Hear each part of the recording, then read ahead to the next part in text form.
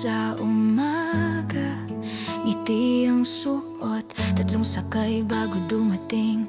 Pawis ang puhunan at pagod, maghapon nakatindig sa ilalim ng ilaw. Kumakaway sa mga tao, kahit tuhod ay napapagod na araw-araw. Para sa pamilya, para sa mga anak, tatlo sila, dalawa'y nag-aaral. Pangarap ang yakap, noong dalaga pa, magaan ang isip. Ngayon may asawa, mas pumigat ang dibdib. May pinaglalaanan, may inunan lagi, sarili na uubos pero tahimik sa gabi. Sa likod ng counter may kwentong di makita, isang pusong pagod na patuloy lalaban sa hamon ng buhay. Wala pa pero lalaban pa, kahit maghapong nakatayo ang paa. Wala pa pero hindi susuko, habang sila'y nakikita may saysay ang mundo. Kahit hirap ang buhay, kakayanin ko. Para sa pamilya, itatago ang lungkot ko.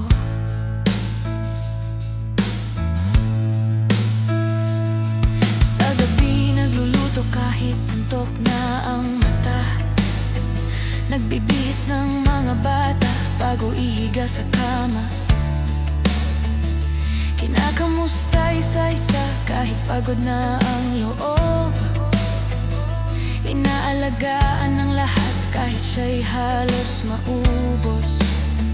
May mga araw na gusto nang huminto, tahimik na luha, walang ibang nakapansin dito. Hindi nila alam, ubos na ako, na kailangan ko ring maging masaya kahit wasak na ang puso.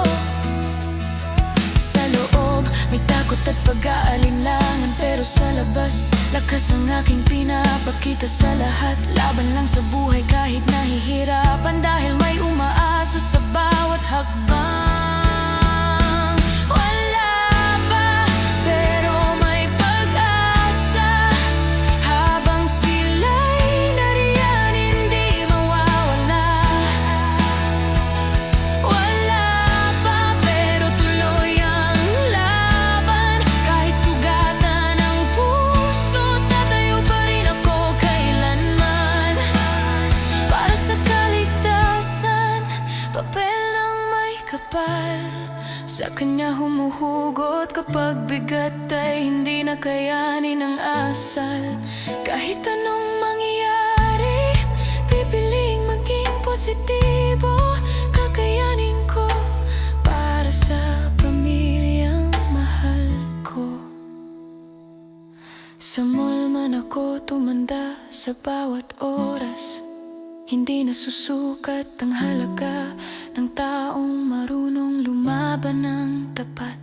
Hindi man pansinin ng mundo ang pagod ko ngayon, alam ng Diyos ang bawat hakbang at panalangin. Wala pa pero may biyaya, sa bawat hininga may dahilan pa.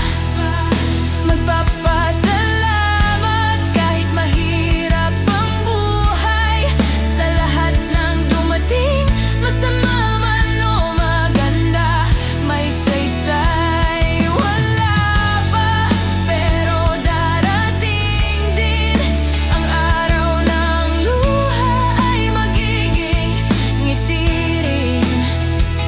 Wala pa pero hindi wala ang pagmamahal, at doon nagsisimula ang tunay na tagumpay.